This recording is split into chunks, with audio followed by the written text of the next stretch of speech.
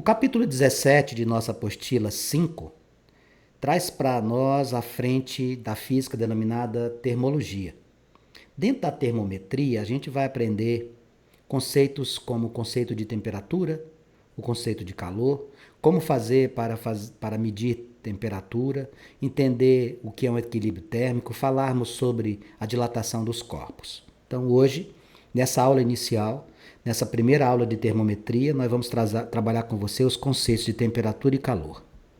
Para começo de conversa, o que é que a gente poderia citar a respeito da nossa abordagem? O que é que a gente vai estudar? Quando a gente fala em física, a gente se refere a uma ciência que tem várias frentes, né? Várias partes. A física tem a mecânica, tem a eletricidade, a física tem a ótica, e essa que nós estamos estudando hoje é a termologia. O que é que a termologia faz? A termologia se preocupa em estudar dois fenômenos muito importantes: o aquecimento dos corpos e o resfriamento dos corpos. Quando é que um corpo aquece? Quando ele recebe calor. Quando é que um corpo resfria? Quando ele perde calor. Calor é energia em trânsito. Então, quando um corpo ganha energia ou perde energia, ele vai aquecer ou resfriar. Essas modificações podem também trazer uma segunda abordagem, que seria o quê? Mudança de estado físico. Em determinadas circunstâncias, amigos, o fato de receber calor ou de perder calor poderá implicar na mudança de estado físico. Seja mais claro. Vamos pegar aqui esse nosso amiguinho aqui. Vamos pegar esse picolé que está aqui. Vamos imaginar que ele esteja numa temperatura que permita manter-se no estado sólido. Submetido à radiação solar, o que é que vai acontecer? Ele vai ganhar calor. No que ele ganha calor, existe a possibilidade de quê? De mudança de estado físico. Às vezes, nós recebemos calor ou perdemos calor e o nosso estado físico permanece inalterado. Quem é que vai estudar isso? A termologia. Portanto, termologia é a parte da física que estuda os fenômenos relativos ao aquecimento, ao resfriamento ou às mudanças de estado físico. Para que isso ocorra, os corpos precisam ganhar energia ou perder energia. E aí surge o quê? Surge a abordagem temperatura, surge a conceituação de calor. Temperatura e calor, portanto, serão objetos das nossas aulas. Calor e temperatura serão objetos do nosso estudo. O que seria temperatura? Bom, quando a gente fala em temperatura, a gente se refere à energia cinética. Vanks, o que é energia cinética? Energia cinética é movimento. Então, temperatura vai ser uma grandeza física que vai estar diretamente relacionada à agitação das partículas que constituem um corpo. Por exemplo, quando eu estou fervendo a água, quando eu noto a água borbulhar, significa o quê? Que eu estou tendo uma grande agitação, eu estou tendo um grande movimento das partículas que integram a água. Essa condição permite-nos afirmar que a temperatura está elevada. Quando eu solidifico a água, quando eu deixo a água no estado sólido, eu verifico que as moléculas possuem um movimento quase inexistente. As moléculas estão pouco agitadas. Significa, portanto, que a temperatura é baixa. Então, primeiro aspecto importantíssimo a entender. Temperatura é uma grandeza física. Sim, se associa a quem? Ao movimento ou agitação das partículas. Movimento ou agitação das partículas. Quando as partículas estão muito agitadas, significa que a temperatura é elevada. Quando as moléculas estão pouco agitadas, que a temperatura é baixa. Quer um exemplo prático disso? Dias frios, eu estou fazendo uma comparação para que você fixe na sua memória e não esqueça mais. Em dias frios, o que é que acontece conosco? Nós, seres humanos, a tendência nossa é de nos mantermos menos agitados. Nos dias de temperaturas elevadas, a gente sente uma agitação maior. Por exemplo, nós estamos agora findando o mês de agosto, iniciando o mês de setembro, e nós estamos presenciando, por exemplo, hoje eu cheguei aqui na escola para fazer a gravação das nossas aulas, o mundo literalmente tomado por fumaça. O que é que significa isso? Queimadas. Contrariando alguns que vão até a TV e afirmam em alto e bom som de que não existem queimadas na região norte, que isso é exagero. Eu acho que essas pessoas que afirmam essas insanidades vivem em outros mundos, em outros planetas. Existe queimada sim. Se você quiser confirmar o que eu estou falando, vá até a janela de sua casa e dê uma olhadinha. Você vai ver que nós estamos literalmente envolvidos numa grande concentração de fumaça. O que é que significa isso? A temperatura vai elevar com as queimadas? Vai. As moléculas vão ficar mais agitadas? Certamente. Então, fechamos o conceito de temperatura. Temperatura é uma grandeza física que vai relacionar o quê? Estado de agitação das moléculas. Moléculas agitadas, temperatura alta. Moléculas pouco agitadas, temperatura baixa. Como eu estou falando em temperatura, eu queria citar aqui como se mede a temperatura. Primeira coisa que a gente tem que entender é que o instrumento para medição de temperatura chama-se termômetro.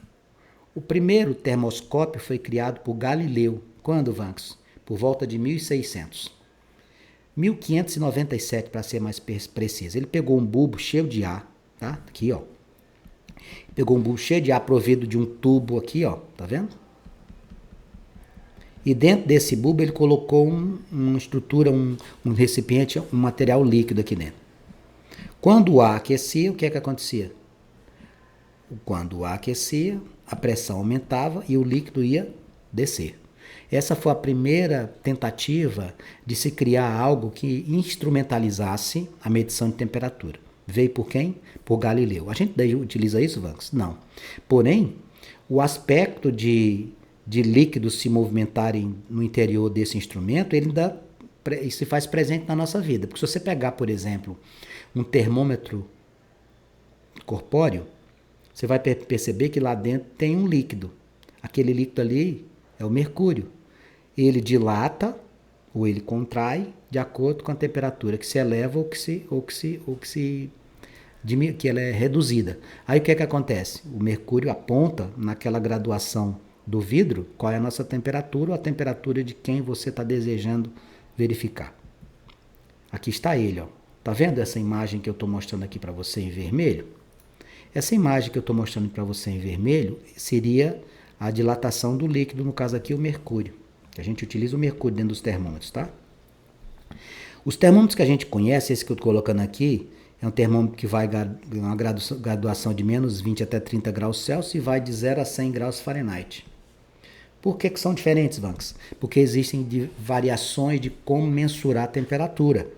Existe o que a gente chama de escala termométrica, que eu vou comentar daqui a pouquinho com você. Todo dispositivo que você utilizar para medir temperatura, você vai chamar de termômetro. Termômetro é o dispositivo utilizado para medição de temperatura. A gente costumeiramente cita o termômetro, aquele que a gente utiliza na nossa casa para ver se alguém está febril, né? Para ver se está com temperatura acima de 37 graus Celsius. Esse termômetro a gente chama de termômetro clínico. Esse que a gente usa na nossa casa, que a gente tem lá no hospital para verificar a temperatura daqueles que estão internados. Nós temos o termômetro de lâmina bimetálica. Esse termômetro de lâmina bimetálica é o termômetro utilizado, por exemplo, nas câmaras frias, tá? Nos açougues, nos frigoríficos. Termômetro a gás, muito utilizado nos laboratórios, nos experimentos científicos. Termômetro de rua, quando a gente anda nas grandes cidades, a gente se depara com eles, né? São termômetros que são instalados nas vias públicas para que a gente possa verificar qual a temperatura registrada. Vamos mostrar cada um deles? Olha como você vai lembrar. Esse aqui é o clássico termômetro clínico. Vanks, quando eu era criança, teve uma experiência lá na escola que a professora falava de mudança de estado físico. Eu peguei, fervi água e coloquei o termômetro para ver como é que ia ser. Certamente o termômetro que você tinha, você deve ter quebrado se você tiver feito isso. Por quê? Porque a graduação desse termômetro que eu tenho aqui vai de 35 a 42. Ó. Acima disso aqui, a tendência dele é quebrar. Aqui dentro, nós temos um líquido que vai fazer o quê? Vai dilatar para verificar a temperatura corpórea. O ideal é que você fique aqui, ó, nessa faixa de até quanto? 37 graus. Esse é o termômetro clínico. Veja o segundo. Termômetro de lâmina bimetálica, aquele que eu falei para você que a gente tem em forno, forno elétrico usa isso aqui, câmara frigorífica usa isso aqui, o que mais, além das câmaras frigoríficas?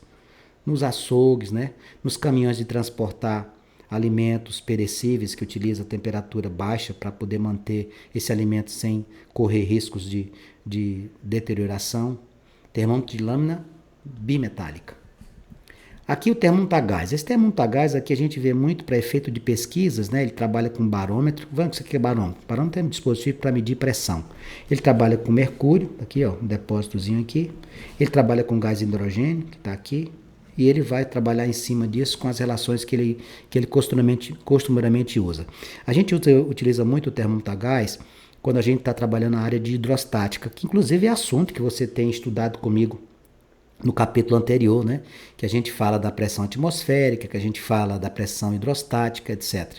O termomutagás, portanto, lá no laboratório é muito importante. E o último termômetro que eu tinha citado para vocês era o termômetro de rua. Aqui está um, ó, utilizado para registrar a temperatura do ar no local.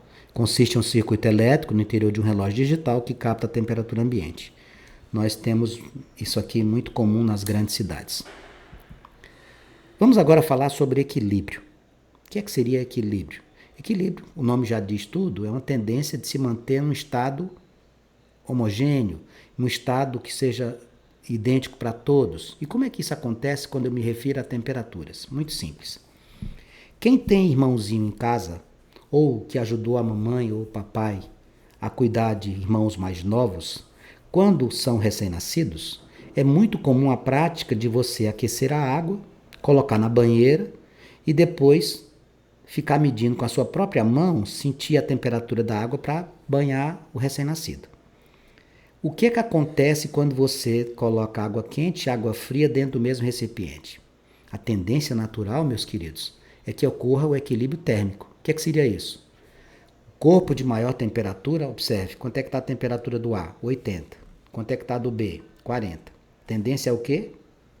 O corpo de maior temperatura, ou seja, de maior agitação, ceder energia para o de menor. Como é o nome dessa energia cedida? Calor. Então, o corpo mais quente manda para o corpo mais frio. Quando é que vai ser o equilíbrio nessa situação que eu coloquei a título de exemplo?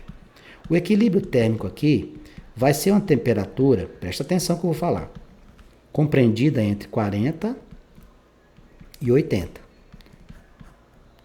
Não pode acontecer um equilíbrio térmico menor do que 40 graus Celsius e muito menos maior do que 80. Tem que estar entre 40 e 80. Por quê? Porque se 80 graus Celsius é o corpo que cede energia para o menor, o equilíbrio vai acontecer quando? Quando os dois tiverem temperaturas iguais. Vamos imaginar aqui que a temperatura de equilíbrio seja 60 graus. Se a temperatura de equilíbrio for 60 graus, significa que depois de um determinado tempo, isso aqui eu não estou dizendo que vai ser assim não, tá? Depois de um determinado tempo, os dois se equilibraram com essa temperatura. Então, quando se falar em equilíbrio térmico, lembre-se, dois copos com temperaturas distintas. O mais quente cede energia para o mais frio. Chegará um momento que ambos estarão com a mesma temperatura. A temperatura do equilíbrio térmico tem que ser entre a menor e a maior no início do equilíbrio. Então, o que é que a gente pode lembrar? Todos os corpos, sempre que possível, tendem a ir espontaneamente para o mesmo estado térmico. A temperatura do maior é aqui a referência, tá, pessoal? É ele que cede energia para o mais frio. Dois ou mais sistemas físicos estão em equilíbrio entre si quando as suas temperaturas são iguais. Muito cuidado com esses termos, frio e quente. Esses termos frio e quente, eles devem ser relativizados. Por quê? Não existe aqui para nós uma definição. O que é frio e o que é quente. Eles dependem de quê? Sempre irão depender de um referencial. Se você está aqui em Vilhena, um dia que a temperatura é 26 graus Celsius, 27 graus Celsius, você acha muito calor. Para o cuiabano, 26 graus Celsius, 27 graus Celsius não vai ser um dia de muito calor ou um dia quente. Então depende da referência que você tem. Aqui eu estou colocando o exemplo que eu citei para você lá da banheira, a gente preparando um banho para uma criança recém-nascida. Aqui você coloca água quente, aqui a temperatura é maior, não é? E aqui água fria, a temperatura aqui é menor. O que é que vai acontecer? Essa água morna vai atingir uma temperatura de equilíbrio, ou seja, quando você tiver as partículas da água quente fornecendo parte da sua energia, que é para quem? Para água fria e vice-versa. A troca de energia só é interrompida quando o equilíbrio térmico é atingido. O calor, que é energia em trânsito, vai de onde? Vai do corpo mais quente para o corpo menos quente, ou seja, vai do quente para o frio. E o que é que vem a ser calor? Olha a condição desses dois jovens aqui. Esse aqui, a princípio, está mostrando para nós que a temperatura está o quê? Mais elevada. E esse aqui, certamente, está se queixando que a temperatura está muito baixa. O que é que seria calor? Calor é transferência de energia. Como é que aconteceria a transferência de energia entre esses dois ambientes? Esse aqui é um ambiente mais quente, certamente. Esse aqui é um ambiente mais frio. O calor sairia de onde? A energia sairia do corpo quente para o frio. Então, o que é calor? Calor é transferência de energia. Calor é energia em trânsito. Esse jovem tem calor? Não, mas ele está num dia quente. Ninguém possui calor. Ninguém possui calor. Se energia em trânsito é calor, eu não posso ter. É como força. Ninguém tem força. Se fosse a interação entre dois corpos, ninguém pode possuí-la. Se calor é energia em trânsito, ninguém pode possuí-la. Então você pode ter a sensação térmica de calor, mas nunca pode dizer que você tem calor, ok? Eu estou com calor. Como assim que você está com calor? Isso não existe. Fisicamente é uma frase errada. O que é que você pode falar? Você está com a sensação térmica de calor. Porque calor é a energia em trânsito. Energia em trânsito. É a transferência de energia. Então, se é transferência, você não tem, amigo. Ó, calor é energia em trânsito, calor é transferência de energia. Vai sempre de que sentido? O sentido é o mesmo, é sempre do mais quente para o mais frio, é sempre do quente para o frio. Calor é transferência de energia de um objeto ou sistema para outro, em razão exclusivamente do quê? Da diferença de temperatura. Existe transferência de energia de um corpo 40 graus Celsius para outro de 40 graus Celsius? Não. 40 graus Celsius e o outro 40, eles estão em equilíbrio térmico, não vai haver essa transferência de calor. As unidades de medida de calor. Vanks, quando eu subo na balança, eu fico preocupado, porque não sei quantas calorias eu ingeri. Você já percebeu que os alimentos ditos saudáveis, costumeiramente, não têm os mesmos atrativos dos não saudáveis, né? Por exemplo, um prato de alface com um pouquinho de azeite tem pouquíssimas calorias, muito indicado para a nossa saúde. Porém, um prato de macarronada coberto com um molho maravilhoso, ele é carregado de energia. Vanks, se aquela energia que a gente relaciona com a alimentação tem a ver com a energia que você fala aqui da termologia? Tem. Caloria é a unidade de energia. Caloria, ou simplesmente cal, com a sua abreviação, é a unidade oficial do calor. O Sistema Internacional de Unidades utiliza uma caloria como sendo o quê? 4,18 joules. O que é joule? Joule é energia. Então, quando eu vou fazer, por exemplo, eu vou ingerir determinado tipo de alimento, eu já tenho que ter a consciência que eu estou literalmente guardando ou acumulando energia. Quando essa energia é desprendida, tudo bem. Quando eu não gasto, ela se acumula na forma de gordura. Então, a unidade de medida de calor pode até fazer uma analogia com o dia a dia das dietas malucas, né? A unidade oficial de calor é o quê? Caloria. Quanto vale uma caloria? 4,18 joules. Normalmente a gente arredonda, é como gravidade. Gravidade é 9,8 e a gente arredonda para 10. Muitos exercícios arredondam uma caloria para 4 joules. A resolução de problema de troca de calor dá-se preferência por razões históricas. Quem? Caloria. A gente normalmente trabalha aqui. Porém, se o autor quiser trabalhar em joule, não tem problema, só que ele tem que especificar. Caloria é o quê? O que é que seria caloria? É a unidade de calor do Sistema Internacional, já falei isso. Mas o que é que seria na prática? É muito simples. Vamos imaginar aqui 1 grama de água, tá bom? 1 grama de água. Vamos imaginar a temperatura desse grama de água, 14,5 graus Celsius. Aí você fornece energia para esse grama de água. Se você fornece energia, você está diante de quê? De calor. Aí essa amostra de água salta de 14,5 para 15,5. O que é que aconteceu aqui? Nós tivemos uma variação de temperatura de 1 grau Celsius. Em que massa? 1 grama de água. Isso aqui é a definição de caloria. O que é caloria? Caloria é a quantidade de calor que a gente fornece a 1 grama de água e faz com que a temperatura dela passe de 14,5 graus Celsius para 15,5 graus Celsius. Em outras palavras, que eu consiga uma variação de 1 grau Celsius em 1 grama de água. Essa é a definição de caloria. A unidade múltipla que a gente muito usa é o quilocal. Aqui não é difícil você lembrar, porque quilo vale quanto? Quilo vale 1000 ou 10 a terceira. Então, 1 quilocaloria vai ser o quê? 1000 calorias. Se você não quiser escrever 1000 calorias, você pode escrever como?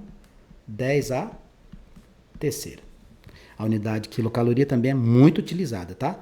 Vai depender. Por exemplo, quando você pega os pacotes de alimentos e você vai olhar lá as suas características de composição, ele vai dizer assim, ó, cada porção de tantos gramas corresponde a tantos quilocalorias, tá? Aí você faz um comparativo com a quantidade mínima de quilocalorias que você precisa para uma dieta de cada dia da semana e se coloca na condição de entender o que é que você pode comer ou não. Processos de propagação de calor. O que é calor? Energia em trânsito. O que é temperatura? Estado de agitação das moléculas. Temperatura é a energia. Desculpe, temperatura é o estado de energia ou estado de movimentação das moléculas. Quando um corpo está com temperatura elevada, significa que ele está muito agitado. Quando um corpo está com pouco movimento ou com pouca energia cinética, significa que a temperatura é baixa. O que é calor? Calor é energia em trânsito, é energia que flui do corpo mais quente para o corpo mais frio. O que é que nós vamos aprender agora? Como é que esta propagação pode acontecer? O calor pode se propagar, caros amigos, de 3 maneiras distintas: por condução, por convecção e por radiação. Pode chamar radiação ou irradiação, não tem problema. Vamos entender cada um. O que seria a condução? Condução é quando você aquece um material sólido e aí o calor se propaga por ele. Por exemplo, você está fazendo o almoço na sua casa e você esqueceu a colher de metal dentro da panela do feijão. Deixou ela lá dentro do feijão. Quando você lembrou que você foi buscar, o que é que aconteceu com o cabo da colher? Ficou muito quente, Vanks. Pois é. O calor se propagou no estado sólido. Isso aqui seria a condução. A sua avó tem lá na chácara um fogão a lenha. E o fogão a lenha tem uma chapa metálica com os furos para você colocar a panela em cima. Quando a lenha está queimando e a gente coloca a mão próxima, a gente vai notar que aquela chapa totalmente aquecida recebeu o calor por condução, meio sólido. Tudo bem? Convecção. Convecção, você vai ter a transmissão por fluidos. Quem que são os fluidos? Os fluidos são os líquidos e os gases. Dá um exemplo, Vanks, de convecção. Você, por exemplo, tem o ventilador. Fluido, é um gás. O ar-condicionado, fluido, é um gás. A brisa do mar é um gás, também é convecção. O que mais? O radiador do automóvel. Lá no radiador do automóvel você tem água que mantém a temperatura a não passar de 90 graus Celsius para não ter problema com o arrefecimento do motor. O que mais que a gente poderia citar? A geladeira funciona num processo de convecção. Por quê, Vanks? Porque o ar frio é mais denso do que o ar quente. Então, dentro da geladeira, o que é que acontece? O ar frio desce, o ar quente sobe e ficam circulando. Isso seria a convecção. Entendeu a condução e a convecção? Condução estado sólido, convecção fluidos. Quem são os fluidos? Os líquidos e os gases. E a irradiação se dá por ondas, né? Se dá por ondas. Por exemplo, a irradiação oriunda dos raios solares, a irradiação oriunda do aquecimento que a gente sente quando está perto de um forno elétrico, quando a gente está perto de uma fogueira, ok? Vamos dar uma olhadinha aqui na prática, cada um deles. Dê uma olhada aqui. O exemplo que eu citei que você esqueceu a colher dentro da panela. O que é que acontece com esse cabo? Ele vai aquecer. Olha aqui a fonte de calor. Você está aquecendo aqui. Essas partículas aqui perto da fonte de calor, elas vão aquecer mais rapidamente. Só que esse calor se propaga. Ó. Vai terminar aquecendo tudo. Essa barra metálica vai ficar toda aquecida. Obviamente, essa área onde você tem esta chama mais próxima vai aquecer mais rapidamente, vai atingir a temperatura mais elevada, né? Em função de estar mais próximo da fonte de calor. Isso aqui é um estado sólido. Então, isso aqui é o quê? Um processo de propagação denominado condução. Condutores isolantes térmicos. O que é que significa condutor e o que é que significa isolante? Bom, um condutor térmico é aquele que a condução de calor se dá de maneira mais rápida, mais acentuada. Por exemplo, O que é que aquece mais rápido? É o alumínio ou o vidro? Você vai tomar café. Você já tentou tomar café num copo de alumínio? Pois é. Quando você coloca o café quente no copo de alumínio, aquele copo aquece muito rapidamente. Conclusão: os metais são bons condutores térmicos. Vanks, eu vou fazer comida na minha casa, ajudar minha mãe. Se eu mexer a comida com uma colher de metal, ela aquece rapidamente. Se eu utilizar uma colher de madeira, demora mais. Por quê? Porque a madeira não é um bom condutor térmico. Aquilo que não é um bom condutor térmico, nós vamos chamar de isolante. Aquelas caixas térmicas que a gente utiliza, de fibra, ou caixa térmica de isopor, o que é que elas são? São isolantes térmicos. Condutor, os materiais que você tem os materiais que você tem envolvido no processo são de tais características que o calor, o seu processo de condução vai ser acentuado. Melhor exemplo, os metais. Isolantes são os materiais nos quais ocorre pouca ou quase nenhuma transmissão de calor. Olha os dois exemplos, as colherzinhas de madeira aqui, o isopor. Ah, entendi. Condutores isolantes, facilidade de transmissão de calor, dificuldade de transmissão de calor. Ótimo, já entendeu o que eu queria dizer. Segundo processo, convecção. Convecção acontece com fluidos. Fluidos são líquidos e gases. Vanks, que exemplo é esse aqui que você colocou em movimento? Isso aqui, pessoal, é o exemplo de um radiador de um automóvel. Aqui você tem o motor do automóvel, tá vendo? Aqui você tem a hélice, tá? Tá funcionando normalmente aqui, tá girando. E aqui, amigos, ó, isso aqui é o radiador. Para que é que ele serve, Vanks? Aqui o radiador, ele tem água. Ela atinge no máximo 90 graus Celsius. Para quê, Vanks? Para não deixar que haja superaquecimento do motor.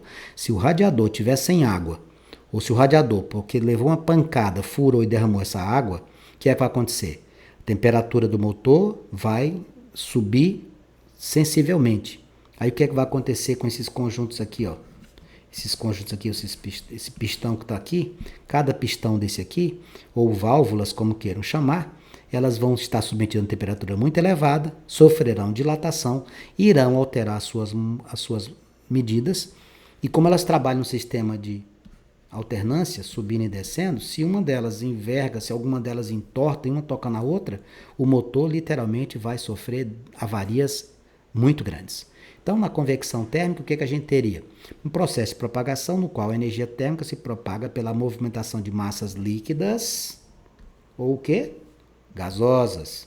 Ah, então entendi. Lá na condução, estado sólido. Na convecção, líquidos ou gases.